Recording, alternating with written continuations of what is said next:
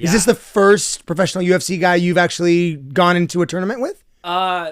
Tournament-wise, yeah. I've wrestled a lot of UFC guys just in the background of things. Just for content and stuff? Yeah, but this is the first, like, official pro American Freestyle match. Yeah. Okay. And why Arman? Why'd you select to do that? The opportunity got brought up to me, and right now, you know, he's on a hot streak. He's everywhere. You look on social media, he's really killing it. His management team, his PR team is crushing it. So, you know, those are the kind of guys I want to go against. Not only that, you know, he's coming off a win from Lance Palmer, who was, you know, NCAA finalist. He got a big name in the wrestling world.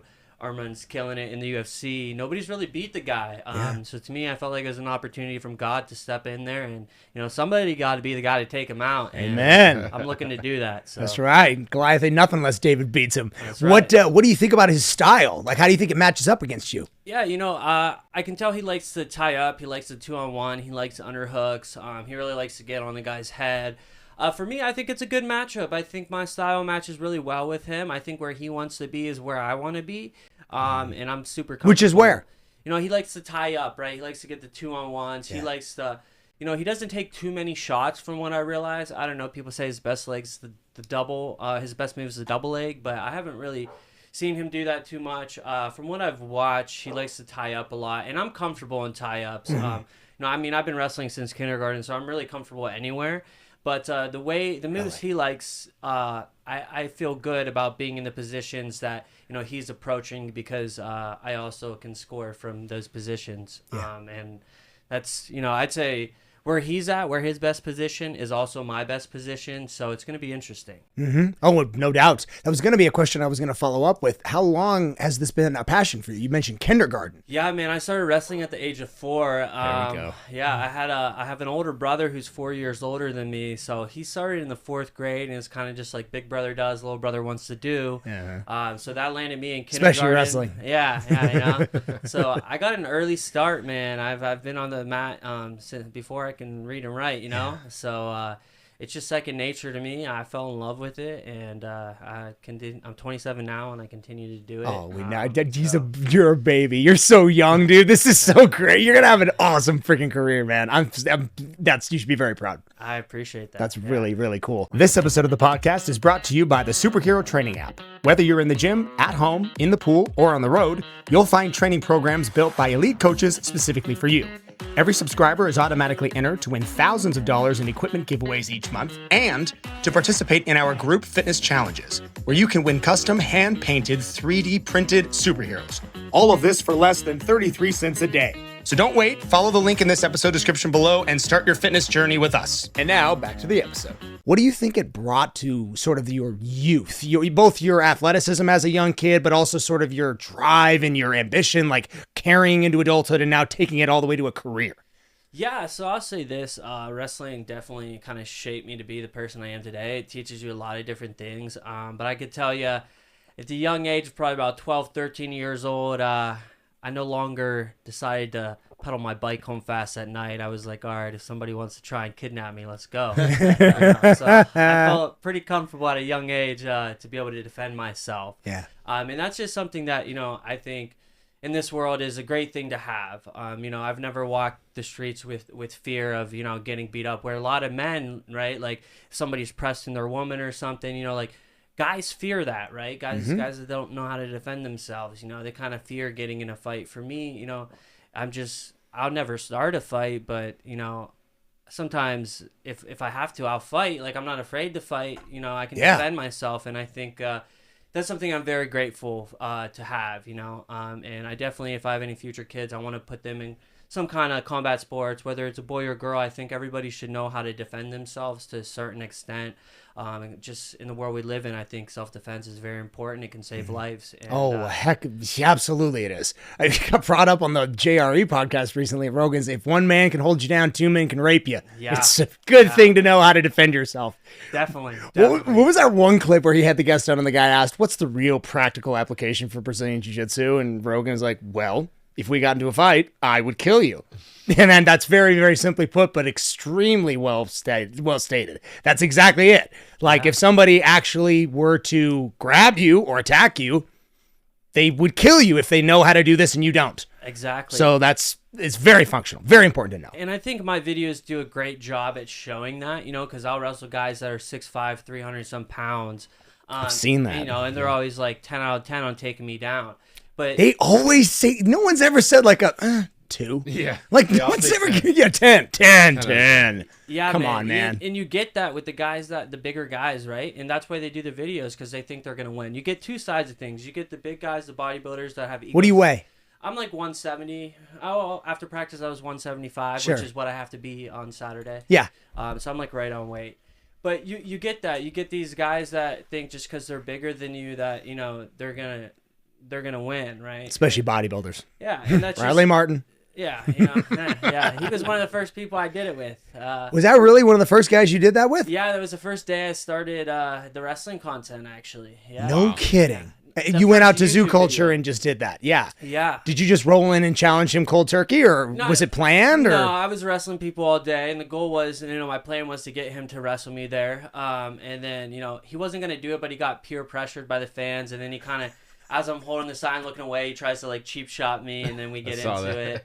Is that really what he did? Keep pulling up? I actually haven't seen it. I've seen. Did you do it more than once with him? I did it once. He would never do it again. Oh, only once. Yeah. He doesn't seem like the kind of guy to do it again. He doesn't want a rematch. He's But- like, I don't want any piece of it at all. He also seems like, you know, I don't like to talk bad about people, but he also seems like the kind of guy that he'll pick on the little kids, you know, but he won't test someone his own size. Like somebody took his hat, he slapped the kid. I saw. It's like, all right, have Larry Wills take your hat. You're gonna slap him too? Like, Yeah. no, you know what I mean? Yeah. So I don't like that.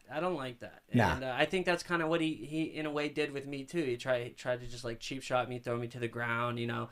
Little did he know I'm actually a wrestler, and I'm like, I do this shit, but. Yeah, Yeah, right. So, as you So can this is the original video. Yeah, so you'll see, like, I'm looking away, I'm holding the sign, and then he just kind of grabs me, he gets pure, oh, you can't see in the camera, but he kind of just grabbed me, threw me down here, dude, all his weight landed on my head there, bro. I literally, like, was seeing stars, but at this moment, I was like, oh, I gotta get this now. And he weighs 260. Yeah. He's about 100 pounds heavier than you.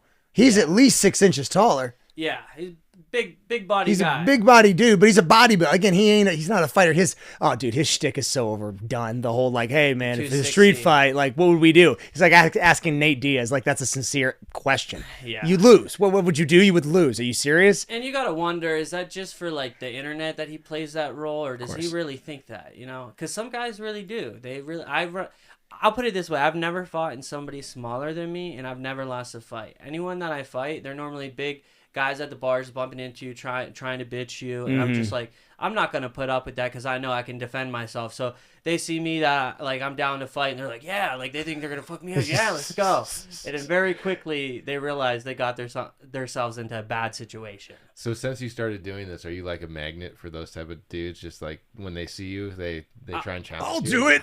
Let's go. I'll say this: I definitely put a target on my back because I'll be out just at the bar, I'll be out at a party, and people are just coming up to me like, "Hey, can I try and wrestle you?" Like, I'm just having fun right now, and all these people are trying to get me to wrestle. I'm like, bro, like, You got sell like it. you got like 400,000 followers, dude. And Yeah. every one of them watches you do this. So it's like, oh yeah, you definitely put a target on your back. Yeah. Have you ever done anything with any of the like the strongmen, like Brian Shaw or Eddie Hall or any of that stuff? You know, I've tried to get a couple of these guys to wrestle me. Like, I tried to get Larry Wills to wrestle me, big guy. Like, And he said no. yeah, they just because for them it's not good for their image because they know they're gonna lose a lot of them. Larry Wheels is what is he? Is he 300?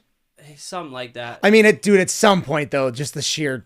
I mean, Brian Shaw is 390. I mean, no wrestling experience, just a huge. Do you think you could take down Brian Shaw? Yeah, I do. You really? Absolutely.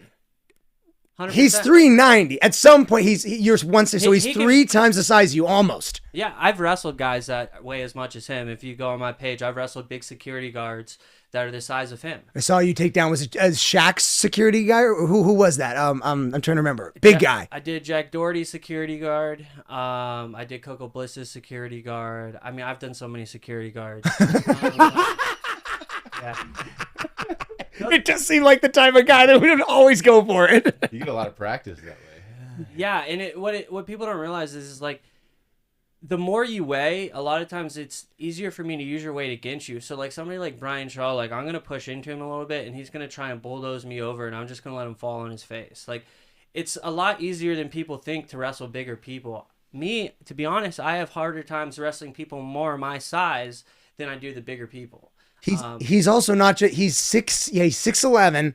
Look up how big he is exactly so I don't butcher this, but I think he's 6'11", 390, and he's also pound for pound ridiculously strong. Like one of the strongest humans to ever live. And that's great. Somebody like him is somebody I want to wrestle. Like if I could get him like to would wrestle take me, that big security guard and pop him with his hand. Like well, Brian Shaw's inhumanly strong. No, yeah, I'm aware of who he is. I know exactly who he is.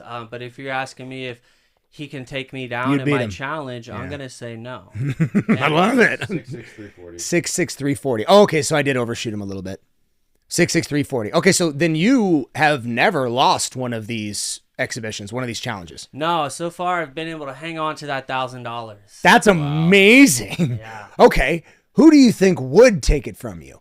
You know, that's a good question. I think, I'm versing Arman this weekend. I think that me and his match is going to be really good. Okay. And who knows? He may be the first one to get it. He may not. A lot of people think he's going to be. I don't think he's going to be. Yeah. But you never know. So somebody like that who's a top contender in the UFC, when I'm putting myself on the line against those guys, let's see how it goes. People think that this guy's going to destroy me, but then you got people that think I'm going to destroy him.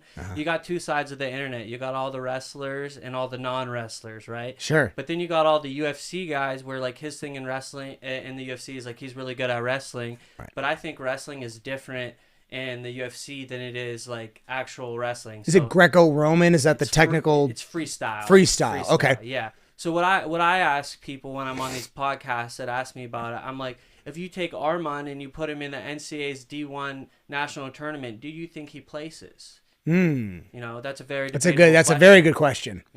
So that's put him there now. Yeah. Ooh, interesting. So that I don't know. I would imagine, yeah. I mean, my guess would be yes, he'd place. I don't know if he would win everything. Yeah. Because you're right. It's very different to be a UFC fighter than to go into the Olympics and try to do it. Yeah. Yeah. So I kind of put it into perspective that way for people. And you had guys like, the guys like Dan Gable back in the day that would probably have decent UFC careers, but they wouldn't necessarily make it as far as they did in wrestling. Yeah. So it kind of does go both ways. You got guys from, it doesn't mean if you're good in one world that you're going to be as good in the other. Right. So I get that, man. So no one's taken the $1,000. Not Muggsy. He didn't take it. That's for sure. Not yet, man. Man. I think this match will be a true test to see where I'm at. As far as like high level elite goes. From everything people are saying online, this guy's supposed to be super great. I've watched his matches. If you have to ask me, I've wrestled better wrestlers than this guy my whole life. You got to remember, I've been doing this since I was 4. I've wrestled the best guys in the world. This is nothing new to me. I've beaten guys that I wasn't supposed to beat my whole life. And anyone that says anything than what I'm about, it's all an opinion at the end of the day. And, something about me is like, I never looked at rankings. I never looked at who was ranked this or that. I didn't want to know. I just went out there and wrestled. My thing was, if they haven't wrestled me yet, then, they haven't wrestled me. I don't give a fuck. So, what people are saying online, it doesn't bother me. This is just another match for me. And I'm the kind of guy that, regardless, I go out there, give it my best. And at the end of the day, it's going to be what it is. But I wouldn't have taken this match if I didn't think I had a chance to win. I think I'm going to win. Heck yeah. I love it. Yeah. Whose camp is he from? Is he from Khabib's? Is he a member of his squad? I don't think it's Khabib's. No, he does train with a lot of the Russians. I don't know what the Dagestan crowd. Yeah, he was just like with the Olympic team training with them this past week, but I don't know. I don't really know. But another thing I tell people too is just because you're training with people that are crazy good doesn't mean that you're as good as they are. Sure. Every team has people. Like a great team, they have, not to say he's shitty, but they have a kid on the team that's shitty too. Just because you train with the best doesn't mean you are the best. So every team's got to have a low man. Yeah. What is your opinion of Khabib? I mean, in the UFC, he had an incredible. Khabib's a dog. Like I wouldn't want to wrestle that guy. I would, but I wouldn't want to. You think he'd take the 1,000? I think that there's a good chance. I think that there's also a good chance that match happens in the future with the things Raf is doing and the way they're promoting the sport. I think if I beat Arman, I think Khabib is definitely a name in the talks for the next match. How does Islam stack up to him in wrestling? I mean, they're both. I mean, it's hard. It's hard to say. They're both extremely good. Islam and Khabib. You know, I feel like their main thing is wrestling. I would like to watch it. I don't know. I'm sure they wrestle each other all the time in the background of things. Yeah. But that's a tough question to answer because, you know, you could wrestle somebody one day and destroy him, and then you could wrestle them another day and they destroy you. It's the sport of wrestling. It's how it goes. Mm-hmm. Mm-hmm. Is there any chance you would ever make a transition toward the UFC? Actually, not a lot of people know this yet, but I have my first MMA fight on March 7th in London. No kidding. Yeah. That's awesome, man. Yeah. Wow. Okay. So you are going to make that your goal is to transition and go into both worlds. Do UFC and take your, I mean, how many great UFC fighters do we know had the background in wrestling and then made it? I mean, really made it. I think that's probably, would you say, to be a good UFC fighter, to have a foundation in wrestling is probably the best? I think if you look at the best UFC fighters, they all come from a wrestling background. Give me an example. I mean, right now, you know who's going to prove himself that I'm betting on that a lot of people don't believe is Bo Nickel. A lot of people don't believe in him in the UFC, Nickel. but I think he's going to be the champ. I really do. Ooh, but yeah, that's a high praise. I just got done training with Henry Cejudo. He was UFC champ. He was Olympic champ in wrestling. You know, a lot of the guys are high level wrestlers. You know, Stipe, he's a high level wrestler. That was his thing. Cormier, high level wrestler. You know, Keep going back. George St. Pierre, Yeah. high level wrestler. Man, that guy was an unheard of high level wrestler. yeah. So And just Garbrandt. Yeah. He's an interesting one. I think he's from Ohio. Yeah. I think Cody? he's from Claymont. Yeah. Yep. Is that where he's Claymont, from? Ohio. I'm from Ohio. Oh, really? Yeah. Have you interacted with him at all? I haven't interacted with him, but a lot of mutual like wrestlers that I wrestled with. I'm sure know he'd him. answer. He's been an interesting fighter. He's had a fascinating career. Is he done?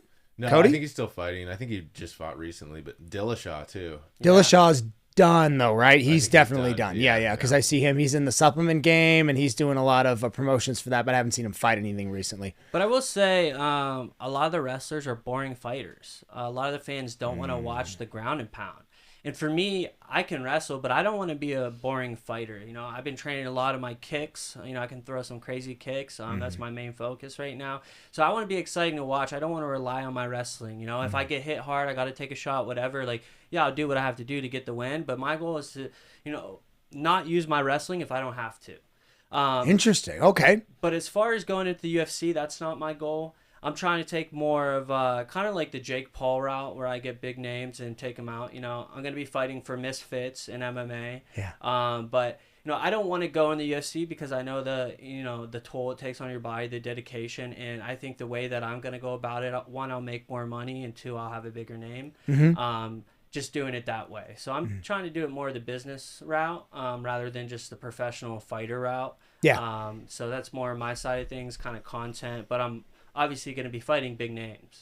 Yeah, say what you want about both the Paul brothers. I mean, they've definitely made business sort of the front runner in their goal. Ohio guys. Yeah, man, they've done incredible things in the business world. Absolutely. They've changed the sport of boxing. Yeah. I mean, you could see, and I know there's a whole lot of controversy and opinions over this. People think they've ruined the world of boxing. It's people like me who think, hey, man, if they weren't in boxing, who in the world would be watching boxing? Like, what person are you really obsessed with from that sport anyway? Now it's at least being shown. There's more people seeing it, more pay-per-view. It's got a higher name, and the Paul brothers are a big reason why that's happening, I think. 100%. I think a lot of people hate on them just because they come from, you know, the influencer background and like they have to prove themselves as fighters. But I think that they have both proven themselves as fighters. You know, they might not be the best in the world, but you know, to get in a ring with a guy like Jake Paul's doing, you know, to even have the balls to hop in there and throw hands, you know, Dude, you got to give the man respect. he got his shit rocked. He did, but Man. you know what matters is the fact that he had the balls to step in that ring and fight. You I know? agree. So a lot of people won't do that. A lot of people are scared to get hit, and when they get hit, they don't get back up. But he kept fighting, and Especially against the monster, like Anthony Joshua. Anthony Joshua. Thank you. How much larger was he than Jake Paul in that fight? It was at least 10, 15 pounds, if I remember correctly. Yeah, maybe more than that. He was giving up some size too. Yeah. But I think what they're doing is great. You know, I think it's, you know, even for me, it's like people see me as an influencer. I'm a wrestler, but you know, I like to say, they asked me at RAF what's more important to me right now. They said influencing or wrestling. And, you know, that was kind of a trick question. To me, they're kind of the same, but I chose influencing because that's what brought me to this point. Wrestling brought me here too, but if it weren't for the internet, nobody would know that I was good at wrestling. Because before I started wrestling content, nobody knew. I was a fitness influencer. Nobody knew I could wrestle. And then I broke out the wrestling content, and then people were like, holy shit, you know? So it's just like, you never know who somebody really is, you know? If that person started posting to the internet at what they're good at, right? You know, then people are going to see. But if they never post it, they're just another man walking on the street. Yeah, I don't particularly even like the word influencer. I mean, you're using a tool for marketing. It's a marketing tool. You're a businessman. There's no...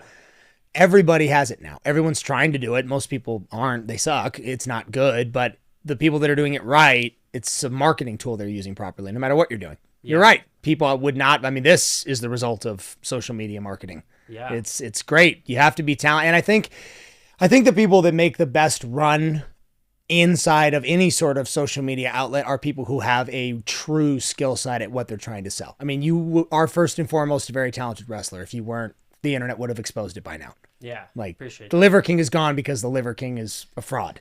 Yeah. It's, you know what I mean? Like the internet is really, really good these days. Everyone's an investigative journalist. If you really don't have a quality product you're selling or a skill set that you're claiming you have, eventually people will know. Right. Yeah. I mean, it'll work for a little bit. I mean, Liver King made his money, did his thing, you know?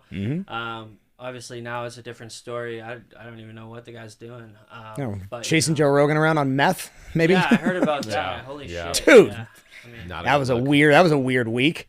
There was also something else going on in that week. I remember it was like the Liver King was doing that, and then something else weird was going on. I don't remember. Maybe someone blew up Iran or something. But yeah, he was just roaming around, like literally live streaming with an ankle bracelet on that the cops put on him because he couldn't go near Joe Rogan or something nuts.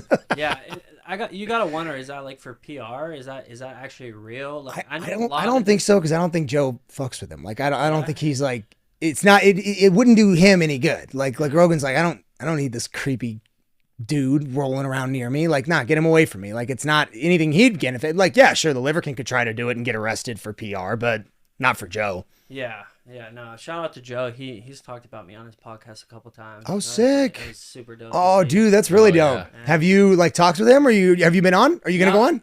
He follows me on Instagram. I DM'd him, but never got anything back. So, yeah, but who knows? Right? After this match, if I win this match, you know, maybe that's my name. Yeah, dude. You know? I think you're close. We got a kettlebell for you to bring him. If you, yeah, it's gone. It's gone? Oh, yeah. You had a Joe Rogan kettlebell. We had a Joe Rogan bell in here for a little while. We replaced him with the Conor McGregor bells. Those are the new ones. Yeah, man. This episode of the podcast is brought to you by AESOP, the Arizona Education and Scholarship Opportunities Program. AESOP is a federal nonprofit and Arizona school tuition organization. Contributions to them turn into a dollar-for-dollar 100% matching Arizona income tax credit.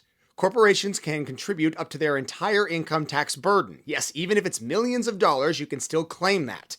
AESOP turns those dollars into scholarships for underprivileged children in low-income households to attend private schools in Arizona. Furthermore, individuals can contribute as well. For individuals, the cap is roughly $1,000 per person or $2,000 for those married filing jointly. For more information, visit www.aesopkids.org to learn more today. And now, back to the episode. What do you see the trajectory of your career going to be? I mean, if you had to really, because you mentioned you don't want to be in the UFC, you want to do things sort of from the business standpoint, you want to do it sort of like the Paul brothers. Where do you want it to eventually? Do you see yourself going into coaching? Do you see yourself creating your own organization? Like, what have you thought that far down the road? What do you think? Yeah, so actually before RAF, I talked with RAF for about 6 months. I was actually going to start my own sport, my own Take Me Down league. And Shit, I was that's going to great. do essentially the same thing that RAF is doing. They're cross-promoting very well, getting the UFC fighters in. And so what I was going to do is it would be 3 1-minute rounds. First takedown wins the round. And I was going to have UFC fighters in it. I was going to have NFL players in it.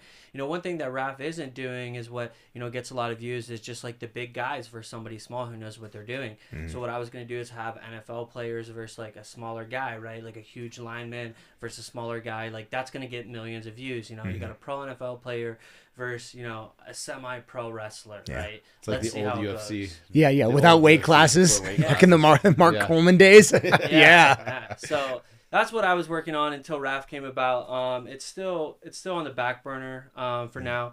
But as far as my career, I think, just take it one step at a time. Just keep my faith in God. Everything I've been trying to make happen has been happening for me. I think this awesome. match is a huge step for me. And then eventually, you know, like kind of like the Paul brothers did, you know, maybe I'll end up fighting a UFC champ on a card on Netflix. You know, I don't want to do it in the UFC. I want it to be my own thing. But, you know, that's kind of the trajectory of where this is going, if I had to predict. Yeah. Who would you say has been your biggest inspiration? Just in life? Yeah, man, in the world of wrestling, in the world of combat sports, business, anything. Like, who's been an inspiration for you in this? Yeah, well, I'll say one thing is my dad from the start has always been there for me since I was a little kid. You know, he's always told me to believe in myself. And, you know, actually I got it tattooed on me in Greek before all of my matches. He told me, sick. you know, believe in yourself. And to me, that's something that I've held on to my whole life because if you put in the work and you believe in yourself, there's no reason you shouldn't win. I think believing in yourself comes from the dedication that you put in, and I work very hard at what I do. I put my all into everything that I approach. But if it weren't for my dad at a young age, I wouldn't have been able to get good at wrestling. You know, he's the one that took me all over the world to travel. And what really motivated me to get good at wrestling at a young age is he was Mr. Ohio in bodybuilding, so he has a state title. And No kidding. having my dad have a state title is like always my goal. Like, okay, I have to have a state title. So just a simple fact that, you know, that's something that he blessed me with before I was even born that he didn't even know about. You know, that was just him doing his thing. But because he had that state title, that was my motivation to carry on the legacy and the bloodline that I have to have a state title. I have to win. And, you know, I don't even know if he knows this, but that's really the reason I wanted to get so good is because I wanted to carry that on. And I was proud that he had that. And as his son, I was like, you know, now it's my obligation to fulfill that. And, you know, that's why I took it so serious. And he saw I had the hunger for the sport. And that's why he took me all over, because he knew I worked hard. He knew I wanted to be good. And, you know, he wouldn't just take me without doing some chores. I'd be out cutting the grass or cleaning the house. And then if I did that, the next day he would take me to get private lessons. You know, he raised me right. He made me work for it. But I'm so grateful that he did that because it taught me a lot about life and it shaped me to be the person I am today. You know, I had two other brothers that wrestled and they were great wrestlers too, but they didn't have the same hunger I did.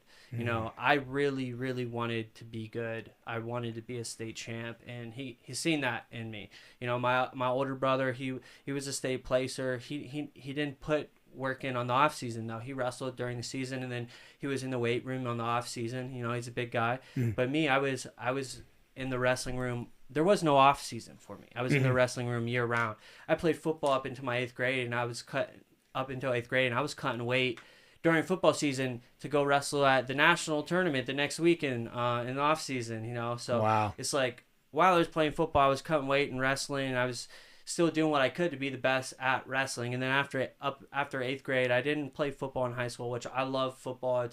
I love it just as much as wrestling almost. But for me, I had to decide, you know, where I was going to get a scholarship for. Is it going to be wrestling or is it going to be football? I was a great football player. But what'd you play? I was fullback and linebacker. I was gonna say linebacker. Yeah. What I guessed, yeah. So, and I love the sport of football. I look back and it's like all the time, like it's like one of those things. I'm like, man, sometimes I wish I would have played football in high school. But if I did, maybe I want to be as good as I am now. Or you would have got hurt. Yeah. Or you would have got hurt, and then you got to deal with that injury for the rest of your life. It was a tough decision for me. I'd say that decision, and then another tough decision for me was, you know, before I moved out to LA, one of my dreams was always to coach my little brother. He was on the high school wrestling team. So before I moved out to LA, after I dropped out, I stayed home for a year to coach my brother his junior year on his high school team. That's sick. And the hardest decision I had to make was, you know, he was going into his senior year. I knew I wanted to go to LA. And so it was a tough decision to make. You know, do I stay and coach him his senior year or do I go to LA? And that was another very difficult thing for me. But I felt like I had to be selfish for myself, that I had to get my career started now. What was in LA that was so specific to the start of the career? It was just the social media aspect. I knew I had to put myself in the best situation to succeed. And in Ohio, nobody does social media. I would go to the gym, film myself in there. Everybody's looking at me like, what is this kid doing? You know what I mean? Sure, yeah. And I knew where I needed to be to put myself in this situation to give me the best shot. And I knew that was LA. So right from the beginning, you knew social media was going to be an enormous part of your platform. Yeah, absolutely. So this was plan A, was to go out to the park and basically start challenging people with a sign. So right off the bat, it wasn't wrestling. I wanted to do fitness influencing. You know, as I said, my dad was Mr. Ohio for bodybuilding, so I always had a passion for lifting, working out. My brothers are big. You know, I'm the smallest one in the family. No kidding. Yeah. So I always had a passion for fitness, and at the time, fitness influencing was starting to pop off, and so that's what I wanted to do. So I moved down there. My goal was to be a raw gear athlete. I became a raw gear athlete. Then I became a young LA athlete. You know, I was in sick shape. But after I became a raw gear athlete, I realized it wasn't what I thought it was. Wasn't what the internet made it seem to be. And then I In what way? It just, you know, like the money aspect, you know, if you look at somebody online with 100K followers as a fitness influencer, you know, they're balling, they're posting all this shit, like you think they're rich. I thought when I had 100K followers, I was going to be a millionaire. Well, that wasn't reality. No. And I learned that. But after the fitness content, I really started to miss wrestling. And so then I was like, all right, well, how do I'm not competing anymore. How do I get wrestling back in my life? And I was like, all right, well, why don't I just start wrestling people for Instagram? And I was like, all right, well, how do I get people to wrestle me? So big old sign. LA, anybody will do anything if someone's got a sign. Yeah, man. And so at first when I started, it was $100. Take me down and get $100. Well, wow. Yeah, very quickly I realized I don't think anyone's going to take me down. So I upped it to 1,000. And when I upped it to 1,000, it really started to pop off. But one thing about LA, me from Ohio, I'm definitely two different versions. I moved to LA. I didn't know anybody, had no family out there. And coming from Ohio, I wasn't like the most talkative person. I was kind of shy. So it really forced me to, you know, for me to go out and hold a sign in public and talk to people and try to get people that was fucking scary, dude. I bet. That was so especially in LA. Dude, it was so uncomfortable and so like scary for me. I really had to get over that because like I would like barely talk to anyone. My thing in the gym when I moved out here is like I would always talk to at least 2 people at the gym. Yeah. Just to start conversation because I had to meet people. Right. And actually my first job was at LA Fitness, and my job was to go around and try to get people to sign up for training. So I had to talk to people. Yeah. And that really helped me. That helped me so much to have the confidence to start talking to other people because you know, when I first started the first week of the job, I was like having a heart attack. I'm like, holy shit, how am I going to talk to somebody? Like, what am I going to say, you know? So it really taught me that, you know, like I can approach people, that I can talk to people. Yeah. And then so by the time the challenge came around, you know, that was another level to it. But I was at least a little bit more comfortable from coming straight from Ohio to going into that. Yeah. But it was still very like uneasy for me, man. It was hard and I had to get over that. But once I got over that, like now I can talk to anybody, you know, and it's just like I'm not fazed by it now because, you know, it's what I do for a living. It's what I do for work now. And, you know, it's just like to see the growth in myself. You know, I was somebody that, you know, when I did the fitness videos, I didn't talk in my fitness videos. They were more like me working out, like meme style video type stuff. Yeah. And then to, you know, start interacting and talking to people, it just helped the online aspect so much more. Yeah. And it just really helped me blow up. But yeah, man, it's being that this is in LA and you're standing out there with a sign. I mean, have you ever had anybody ever actually do anything really sketchy? I mean, like a homeless guy roll up to you or like get off my corner or anything weird or anything like that? I mean, LA's nuts. You know, I'm pretty good at like feeling the vibe for people. I think the way I approach my challenge is, you know, I'm very respectful. I don't like come off in like a bad way, but I do get. I've probably wrestled some crackheads that I didn't know were crackheads. I was about to say, some guy rolls with you, who's got a pipe, falls out, anything? no knives, blades, anything like that. I had this guy, so I was living in Miami for 2 months. I had this guy, Jesse, who was very sketchy. The internet loved Jesse. Yeah, I bet. But he was like, I don't know if he's high on drugs or like what he was on, but you know, I thought this guy was going to try and fight me because just like the way he was talking and shit. And he was like, he was definitely a dealer or some kind of shit. Yeah. But you know, it's like the way I'm able to approach it and like resolve conflict. You know, I'm pretty good at that, so I haven't had too many issues. Even with the crackheads. Yeah, you know, Tough to resolve something with a crackhead. A lot of times, like I do have to turn down. You know, a crackhead sees $1,000 on the sign. A lot of them want to try. That's what I mean, man. That's what I mean. If I'm high enough, I'd fight anybody for $1,000. Yeah, if I'm on meth, I'll fight anybody. Yeah. You're crazy. So I almost had to like write on the sign like $1 to try. You know, like, I never really in my head laid this whole scenario out. I mean, this really is a recipe for something that could go very wrong. In LA, big sign offering $1,000 for a physical altercation to be filmed in public to anyone. And that's part of the thing that makes great videos too, is when you get those guys, you know, that say 10 out of 10, like they really think they're about to win this money. Like they think it's going to be easy. Like I'm wearing a bigger shirt. I don't look, you know, big, you know, so they think it's just easy money, and they're like super confident. They're like 6'5", like, oh, I'm going to wreck this kid. Yeah. But, you know, it's just, they have no idea, you know? No. But, yeah, no, it's... Do you get a lot more people now that your following's grown, that recognize you when you're out there doing it? Like, people be like, hey, I know who you are. 100%. And I still think I'm a 10. Yeah, you know, some people do, but a lot of people really have no idea still who I am. I get a lot of people now that come up and take pictures with me, you know, which is really cool, that's really sick. cool. But it's, I was just getting a massage before here, and I was looking for the place in the parking lot. These guys came out of the tattoo shop. They're like, hey, you're the wrestler guy. They all took pictures with me. I thought that was cool. Isn't that fun? Yeah, it's super cool, because every time that happens, it's just like, it tells me I'm doing something right. And it's like, you know, it happened to me at the airport, it happened to me at the gas station. Like, it happens all over now. So, like, it's just like part of my life now, which is really cool. The best feeling is when you're with like a really hot girl and like people roll up to you. It's great. Yeah, that's a good one, man. That's a good feeling. Like, yeah, come on.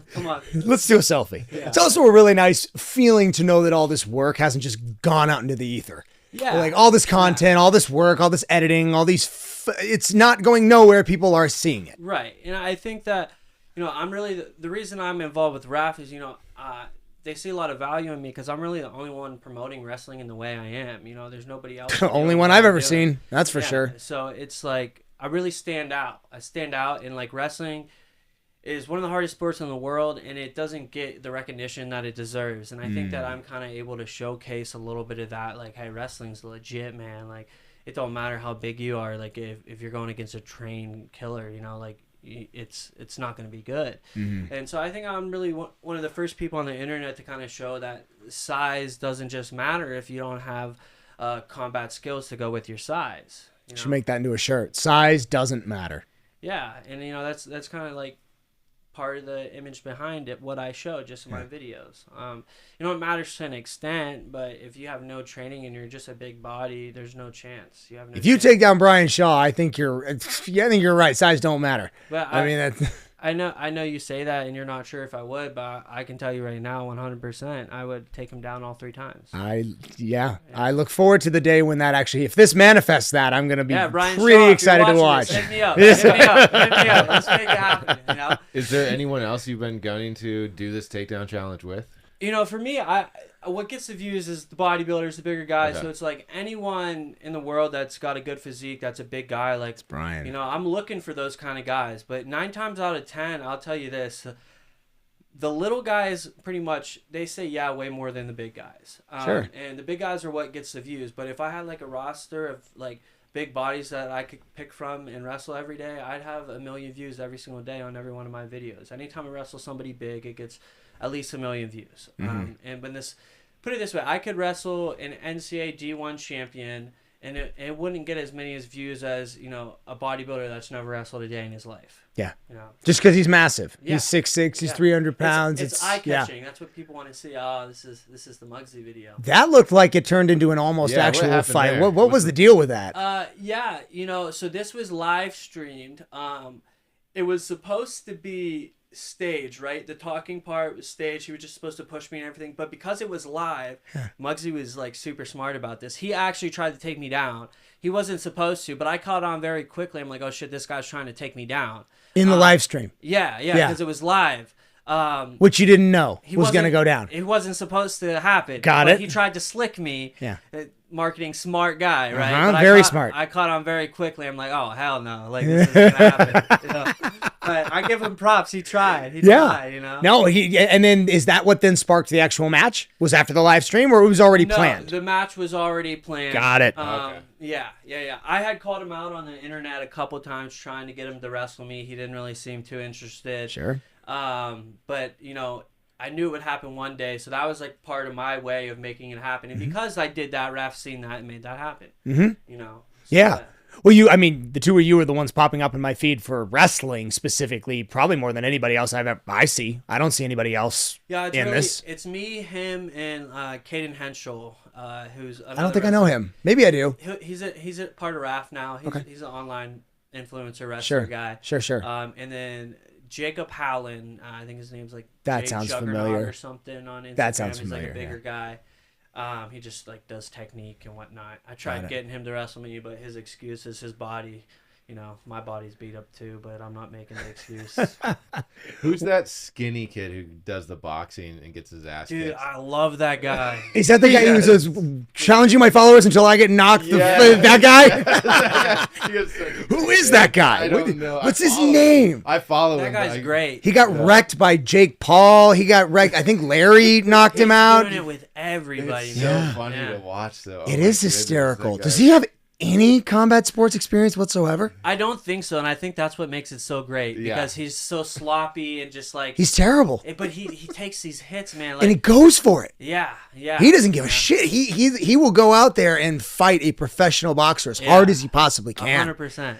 I hope he hits me up. That would be awesome. Oh, That I would think be he really will. cool. Dang it, we got to find his name. looking for Poor it. guy's not even getting plugged. I actually started a challenge. I recorded a couple of videos, but never posted them. It was knock me out, get $1,000. Knock you out. Yeah, Okay. so I wouldn't use my hands, and I would give them gloves, and they would just try and hit me. I recorded a couple of videos. Come on. but You're gonna try to do this shit in LA?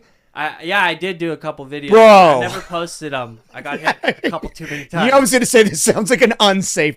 I'm sorry, but that sounds like it might be a little too crazy. Well, this is back when I was training for the BKFC. I went to the tryouts. I won the tryouts. They're super disorganized, but I should have been in the BKFC. I was the first person picked at the tryout, largest tryout they ever had. Yeah. Don't know what happened with it. Anyways, I was training for that, so I was like, all right, I got to get better at dodging, punches. So I came up with that challenge, filmed a couple challenges, and just trying to dodge, trying to get better, Go out and fight the crackheads and let them hit you while you can't hit back. Yeah, No, it sounds like a bad. Speaking of your body, your longevity, and everything, what is your training like for all this stuff? Like, what you mentioned, you obviously came from a football background, so strength is a part of this. Yeah. What's your training like? What's your split? What do you do? Well, right now it's kind of, I took, when I was doing the Take Me Down series, like I didn't train wrestling at all, like throughout the whole series. I didn't start training wrestling again until about 2.5 months ago. Okay. So I took like a good 4 years off. Okay. But I was just very active in the gym. I was lifting weights. I was doing a hike every day. I was Nice. always doing something. I wasn't lazy. I just wasn't on the wrestling mat. But whether it be in the gym or a hike, I do a lot of Taekwondo. So right now, like my main training regimen is I wrestle 5-6 days a week, and I train Taekwondo 2 to 4 times a week as well. And then in between there, I go to the gym twice a week. I do recovery 4 to 5 times a week. So the gym twice a week and recovery 4 to 5 days a week. Yeah. So inside of the gym, what are you doing? Are you doing conjugate? You doing like powerlifting? What are you doing? I just do the workouts that I've always done. It's not, so they're like, not bodybuilding. So they are bodybuilding workouts, but they're different than bodybuilding workouts. I train in the gym for wrestling. So let me give you an example. When I'm on a triangle bar for push down triceps, right? A lot of people, they go down slow. Most of them go up fast, even though you're supposed to go down slow. Right, sure. But my thing is, I'm more in my wrestling stance, and I'm going down as fast as I can. Like I'm simulating, like I'm snapping somebody's head down. And then I'll go slow on the way up, like somebody's resisting their head up. And I'll do the same thing with like back pulls, right? It's like I'm pulling in a leg, right? So I'll pull back as fast as I can and then let it go slow out, really slow. So I implement wrestling moves in the way I work out. I actually want to make a video on it because I think like You should. It's very knowledgeable for people. And I've Should never do it here.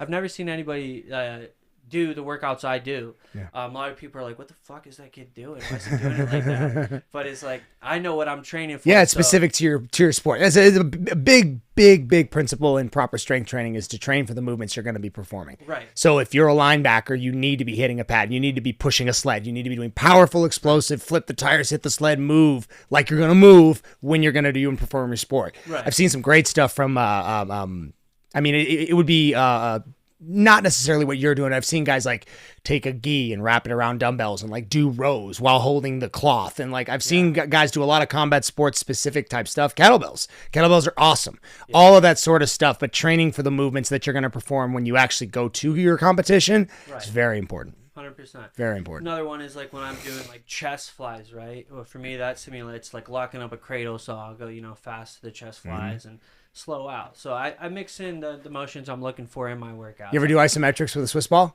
No, I don't think so. Oh, so here's what you do.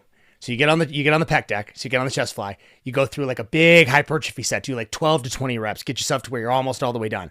Then you pick up a Swiss ball and you get it in a bear hug and you squeeze it for as hard as you can for 60 seconds. Wow. You won't do that more than 3 times in a row. But you do that 3 sets in a row, and your chest will fry. And it's directly pertaining to what you're talking about because you're going through the dynamic and you're going to just go like you're doing a bunch of reps and then you're going to do big, powerful isometric hold and just gas. I'll have to try that. Yeah, it's sick, man. Oh, I got to.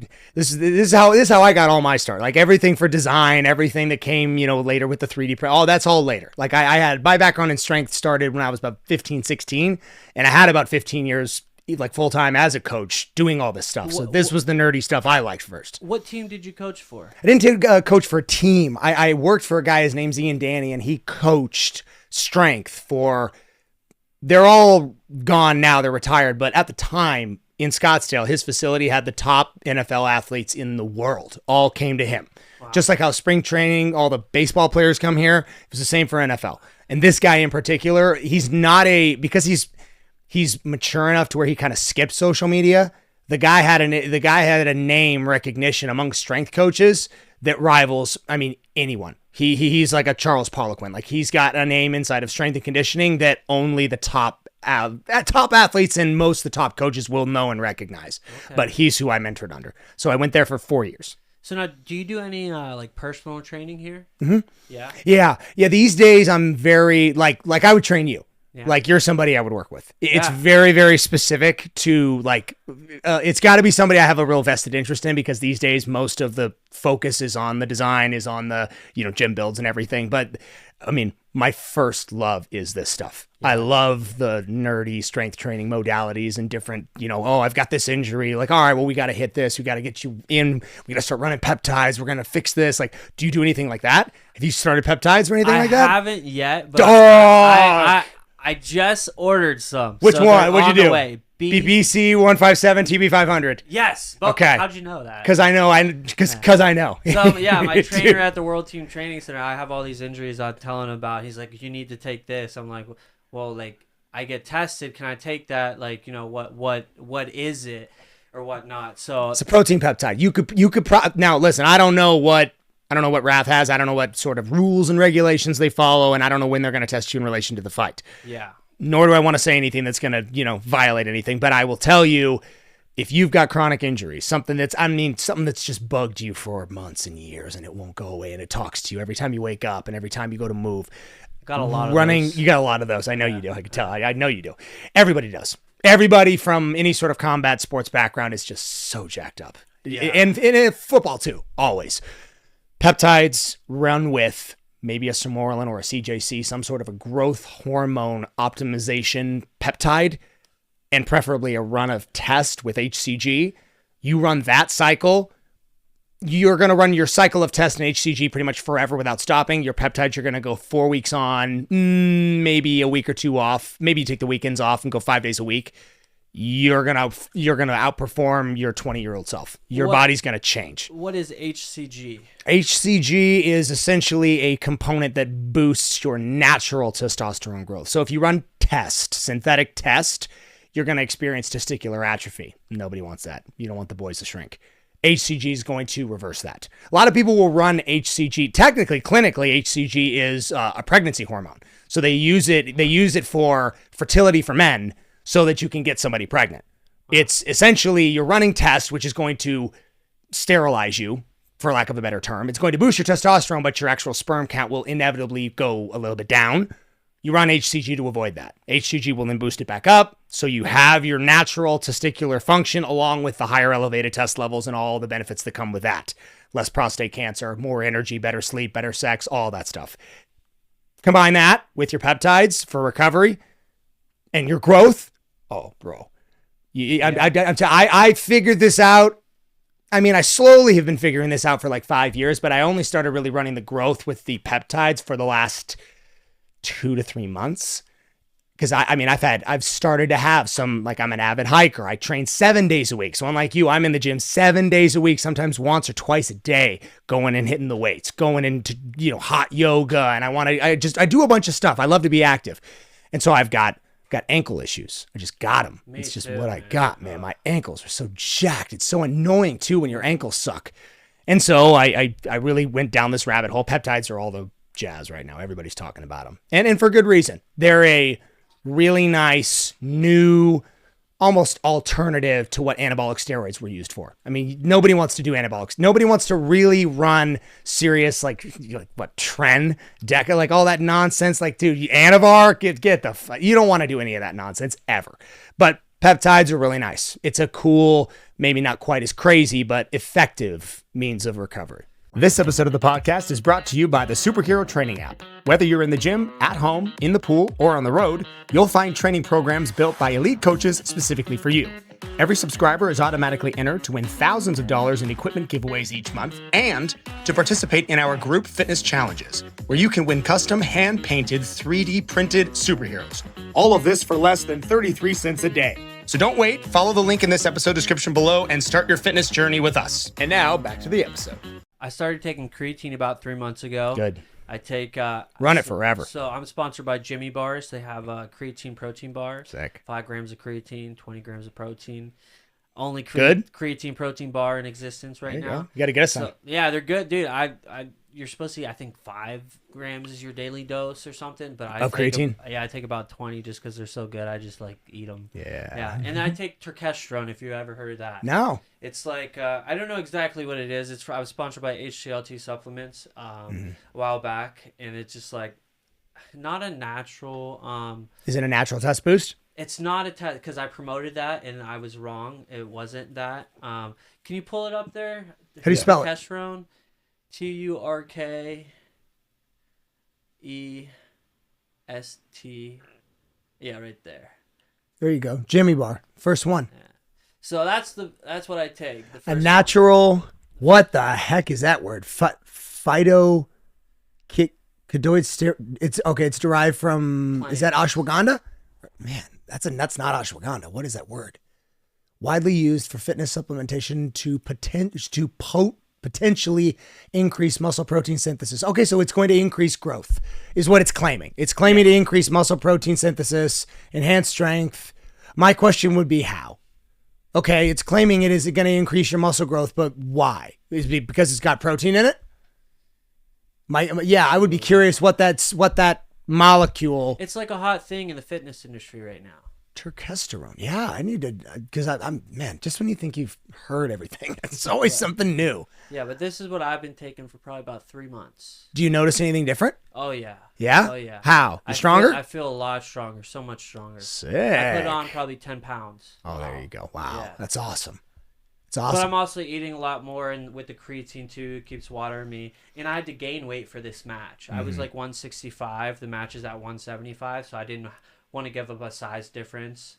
Did he have to gain too, or did he have to come down? No, he had to come down. He had to come down, and you had to go up. I don't know how much, but the match was agreed at 175 because he didn't want to cut weight. So I don't know if he cut a little bit of weight or where he was at. Yeah, he was like 180 or something. I know the last match they were supposed to be 170. He came in over 8 pounds over, so he was like 178. It always blows my mind how guys can manage to do that. You're walking onto the stage. Like, you're there. You're in the build. How do you not just have a scale right there? Well, you got a guy like that who's got all the money, credentials. He doesn't really care to make weight. The motivation isn't there. But what they did this time, because a lot of guys did miss weight, is now if you miss weight, your opponent gets a percentage of your purse.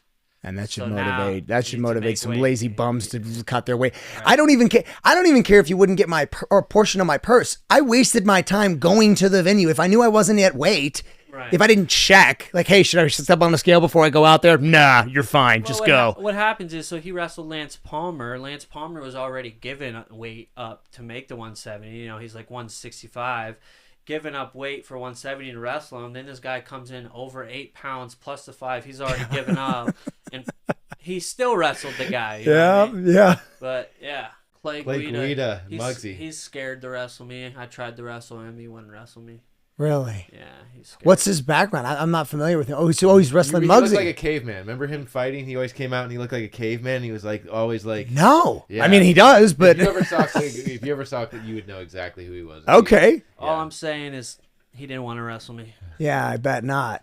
Well, he's wrestling Muggsy, who, didn't win, so Yeah, it makes sense. They both lost. 43 to 20. That's the age difference. 43 and 29. That is crazy. I mean, look, I love the fact that they're just doing this basically with no weight classes whatsoever. So some of them are open weight and some of them are weight classes. Like mine, we have to make weight. Some of them, like my first one with Muggsy, was open weight. But like, here's the thing too. People think I weigh more than Arman, which isn't true. People thought I weighed more than Muggsy, which wasn't true. Like people just think I'm like weigh so much more than I do. Because you look like you look dense. But I'm light. Yeah. Like You're Muggsy explosive. You're Muggsy fast. weighed like 7 pounds more than me. Who knows if Arman's going to come in on weight or not? Probably not. If I had to bet on it, he's going to be over at least 5 pounds. Yeah. Hopefully he is, so I get a percentage of his purse. You know? I won't mind. That's He's it would be 29. annoying if he does. It's all right. I'll take the extra bread. Yeah, right. Yeah. Get the cheddar. Yeah. Just the cheddar just for late. It's like a laziness tax. Again, if you're about to step on stage, I just don't see why. Unless you were flat out like I don't care.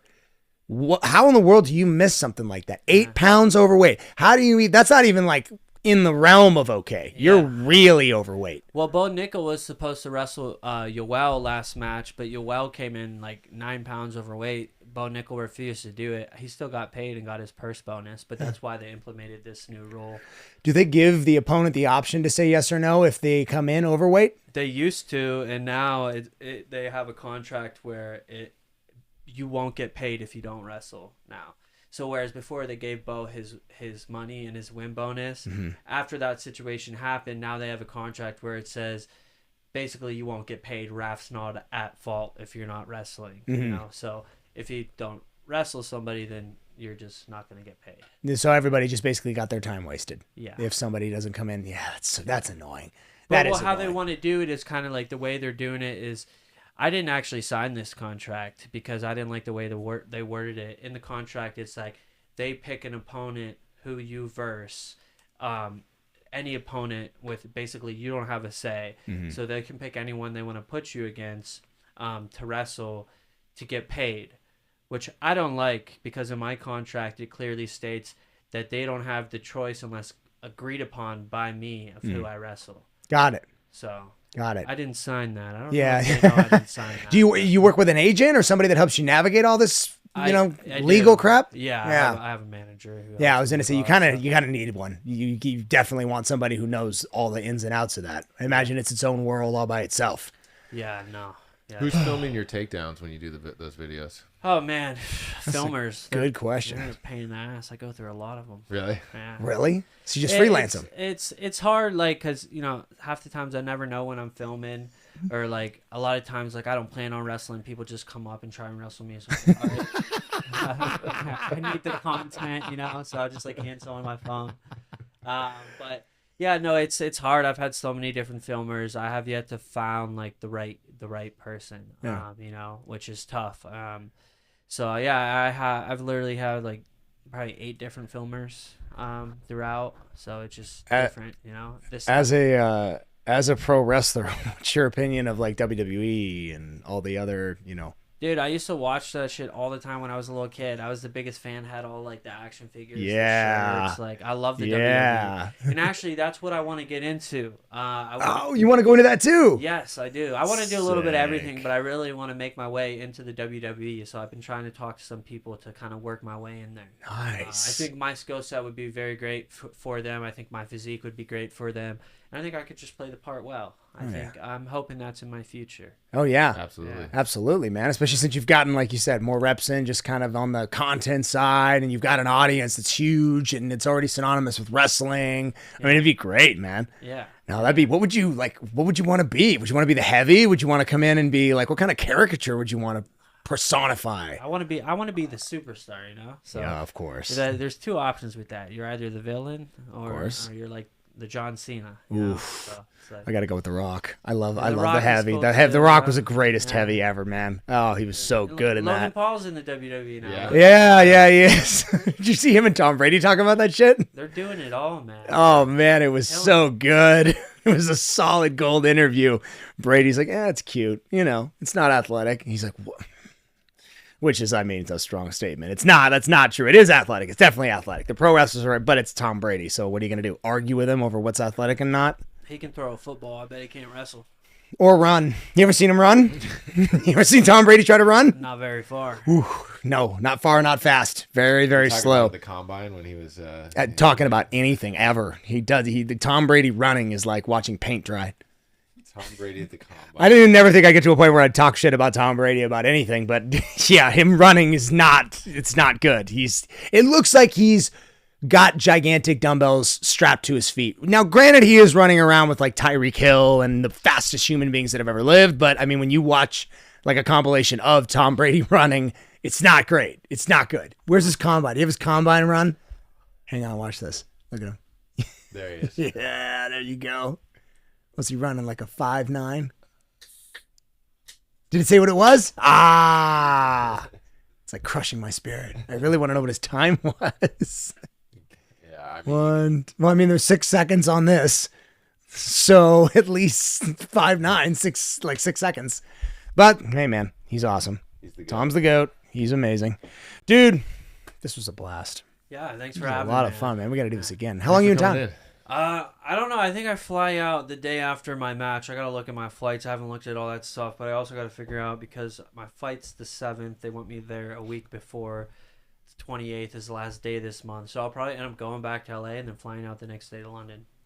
Oh, okay. Okay, so But you're next here. time I'm in Arizona, I want to Yeah. do like a whole workout thing, Shit, yeah. have it all filmed, be sick. Let's do it, man. Definitely. Anytime. Every time you're in AZ. You want to come back in, you let us know when. Yeah, that'd be great. Awesome. I'm not opposed to hitting the salt bath or the sauna. Let's hit the after sauna. I was this. actually going to let's hit the sauna and the ice bath. Let's do Okay. it. I'm All down. right. Yeah, let's Thanks, Georgie. What up, everybody? Hope you enjoyed that episode of Becoming the 1% podcast. Georgio Poullas. He is a badass man.